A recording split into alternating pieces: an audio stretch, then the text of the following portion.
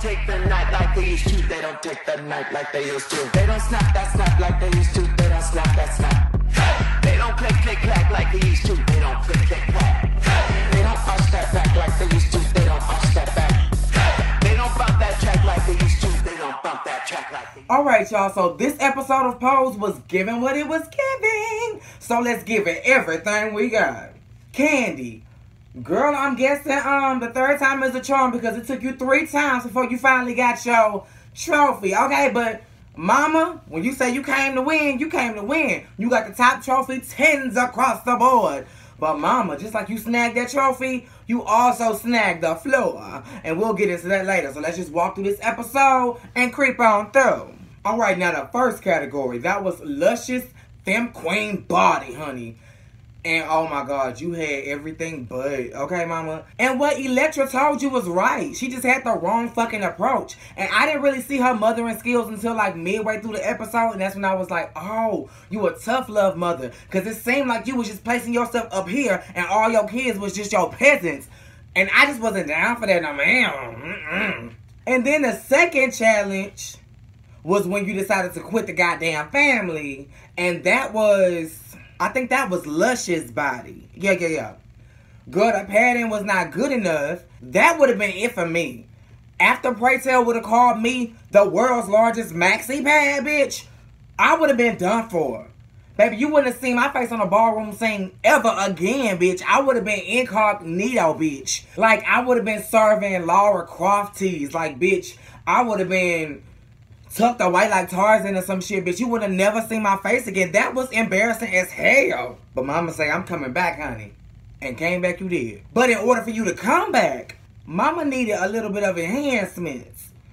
Now, you should have went to Florida Evans. Just saved up your goddamn money and went back to Florida Evans. She had a nice little setup. It seemed like it was nice and clean. You could see the daylight coming through, bitch. You didn't have to sneak around and go at night. And then a contrast of the other lady, Miss Orlando. Or should I call her Miss Oh Hell No? Because not only did you have to go at night, but bitch, you was creeping and crawling. It was graffiti all on the walls. And this woman told you that after she injects you with the shit, you got to physically move it around so it won't harden in the wrong places. Girl, you are pumping Fix-A-Flat in your ass. And did you notice when you was asking was it hot, bitch, you was breathing funny? Oh, Lord Jesus, I hope my sweet Kandi. I love Kandi. And I really hope that she ain't got to have a goddamn heavy goddamn breathing stutter for the rest of this damn season. Oh. Just like y'all hit up the Santa Claus, why y'all couldn't hit up a Girl Scout table or some shit, bitch? Somebody always trying to fundraise some money out of people, bitch. You could have hit up anybody and got your grand. And it would have been worth it. Now look at your ass. And let me get on these ladies who was doing the surgery. First of all, I already got on Florida Evans. But baby, super glue? That would have had my ass out the door, bitch. I'm not gonna put super nothing on my super ass. No, ma'am. Are you super crazy? And Miss Oh Hell No. Baby, how you gonna say, oh, I can give you what you need, you'll be looking beautiful, and your own titties ain't even sitting right? Bitch, your shit was like this. No, ma'am. No, ma'am. You are literally a walking advertisement for your business. Oh, girl. No, and we're moving on, because, Now, Damon, before I get into his storyline this episode, I noticed something, y'all. The reason why they showed the dynamic between that dancer that had died and that teacher was because that boy is now Damon. She's starting to see Damon and connect with Damon in the same way I believe she connected with him. And so, thank you for whoever had hopped in the comments and told me what was going on, because last week I did not know why homeboy just was not connected mentally. But I didn't know in the last stages of AIDS and HIV, well, I'm thinking just AIDS, you have like dementia and shit and you be going in and out. That's what was happening to him. Thank you, girl. Good looking out. Alright, now back to the story. So, Damon gets sick. And I don't think we still convinced what the fuck got him sick, because at first we thought those were symptoms of HIV. There isn't a flu virus going around that we know of. So what was making him sick? Then he talked to Ricky about it. And Ricky was like, yeah, maybe I slept with about 50 people. And I ain't gonna lie, y'all. A couple months ago, I was fucking Damon. When you don't have that many sexual partners, 50 sounds like a lot of people. And even though it is a lot of people, given the climate of life that we are living in, 50 ain't shit. I personally know some niggas in triple digits, okay? They ain't hopped up in this, but I know them nonetheless. Yeah, so that 50 had rubbed Damon the wrong way, and he got the freaking out and shit. And the whole time they having that conversation, Blanca up against the door listening. I mean, she get her a good little piece too. And then it cuts to her talking to Praytell about the situation. After they have their little disputes about how they view the situation, Praytell then goes on to tell Blanca, bitch, I can't remember the last time I got tested because of the climate we living in, because of the goddamn generation and the goddamn community we reside in, bitch. I don't want to know. And I think, excuse me, I burped. And I think low-key, he didn't want to know because all along he suspected he had it. And we gonna get to that later. But speaking of this whole thing, Blanca, we going to get tested together. You notice it was all boys? No Blanca, no Angel. What the fuck? No ma'am. The girliest thing in there was goddamn Praytell. No ma'am. And y'all, I had to look at that goddamn counselor twice because I actually thought that was Rosie O'Donnell for a minute, bitch. I was like, you better come back, bitch. But that wasn't her. Now, Angel, that scene with Damon that you had when you was feeding him the soup was so beautiful. It was so sibling. It was so like, mama said you gotta eat, so you need to eat. And then the fact that you educated your brother. He was asking you questions and you was giving him answers. And you was like, but I'm sure you'll be fine, knowing that boy was going to freak out any goddamn way. You really gave him what he needed as a big sister. I really think you should have been there when they got tested, bitch. Stan is not that motherfucking important, okay? Family first, okay? Clearly, that's the way he feel. Oops. Perfect segue to your scene with Stan. I personally, because I know transgender women and when I was locked up for a little piece, bitch, I only did 2 months. Do not look at me like I'm a convict, bitch. Okay, I am precious, Jules.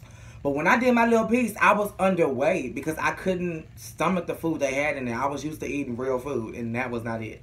So they was like unofficially giving me hormones. The yellow pill, bitch. I was taking them 3 times a day, and I was super hormonal. I took them for like a month. My hormones were raging, and I slept all the fucking time, and I was super fucking hungry. That girl was in her motherfucking hormonal feelings. But that needed to happen. She needed to find out, how did you even come to this stand to even like my type of world? You know, what's going on here? And I ain't gonna lie. Yes, Angel, he is living out his fantasy through fucking you. He is. But mama, pump thine brakes, because so are you. Your dream is to be a real woman in a real world with a real man and have a real life. And I was like, damn. And you know what's so crazy? I noticed when Angel and Stan had their scene, I was like, damn, Elektra, Angel, and Candy are all 3 transgender women basically feeling inadequate from 3 different angles. And wow. I'm going to get into that when I get into the little scene that gave me all of that. All right, now, Elektra. Baby, we finally get to see who Big Papa is. Okay, Big Papa. Baby, Big Papa said, I like the dick. But Elektra said, I'm gonna click. And that's exactly what she signed up to do at the end of the episode. And we're gonna talk about that too, because I gotta get into that song. Yes, ma'am. Baby, that was an interesting conversation that y'all had, Elektra and Big Papa. Yes. Homie say, listen, I like what I like. I was perfectly fine with sucking your dick. You didn't like it. You was clenching your goddamn jaws, bitch. Mine was clenched as well, but in a different way.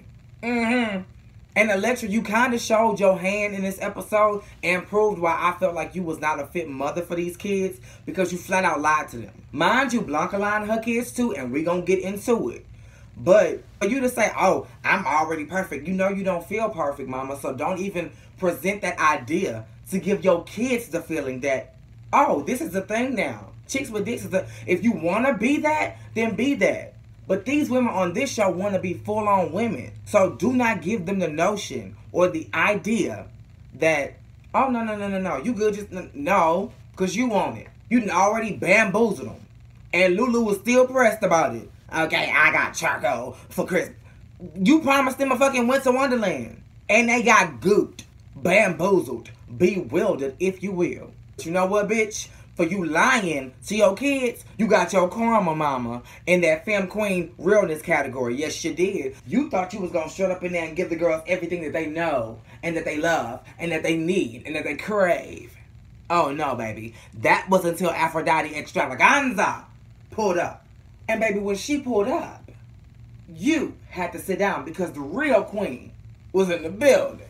Now, the dinner that y'all had afterwards was real touching. It really showed the perspective of how the young see the mature and how the mature see the young. Here is Aphrodite sitting here gazing in your glory and is like, oh my God, you're Electra Abundance. And you're like, bitch, I'm old. You're the new it, bitch. You proved that tonight. But she gave her confirmation, bitch. Do what you gotta do. But my whole thing is, Mama, what is you gonna do, Electra? Because this man is your bread and butter. Baby, you can't live off of stunting, okay? You may get the clothes, but how you gonna pay your rent? How you just gonna maintain this life that you live in, okay? Because Christmas is not every day. You heard?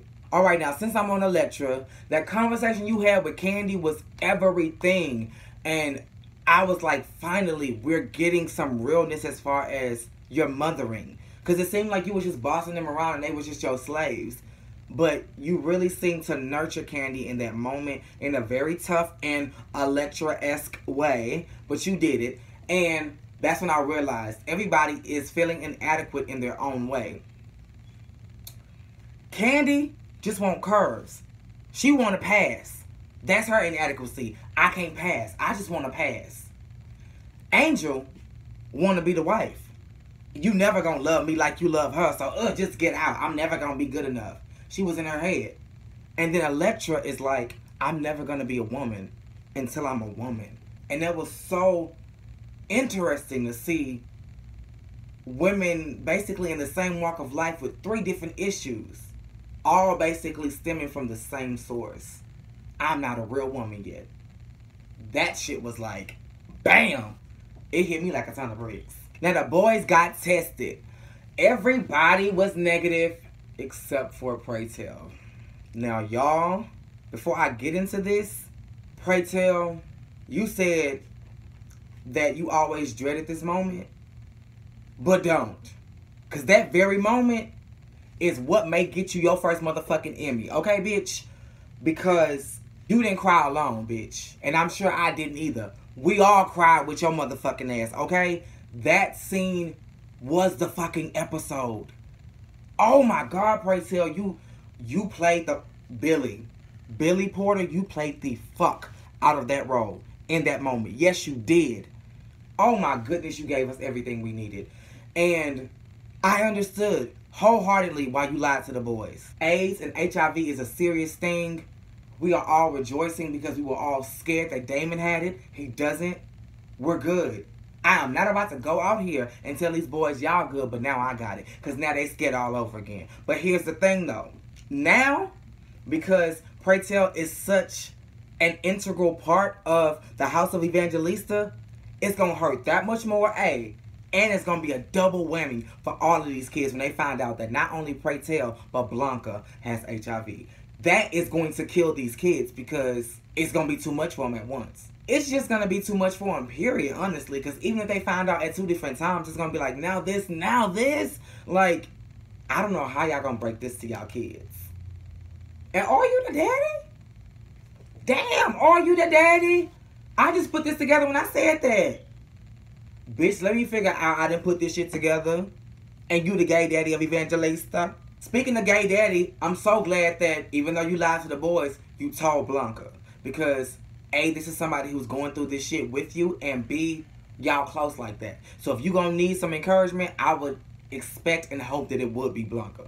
And finally, we are down to the ending scene that showed Angel going through with her surgery and getting her little butt shots from Mrs. Orlando. Ugh. She should have saved her coin or got the $1,000 from goddamn Stan.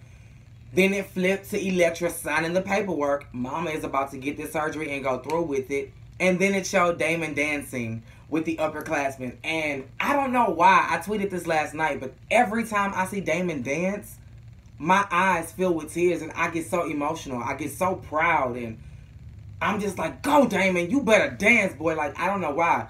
It just really does something to me. Maybe it was that damn song, because that song Breakout was giving me everything. I was like, yes, give me a piece, give me a piece. It was giving me everything I needed, y'all. But yeah, y'all, that was all this episode gave, and y'all know the drill. Same place. You got it. Same time.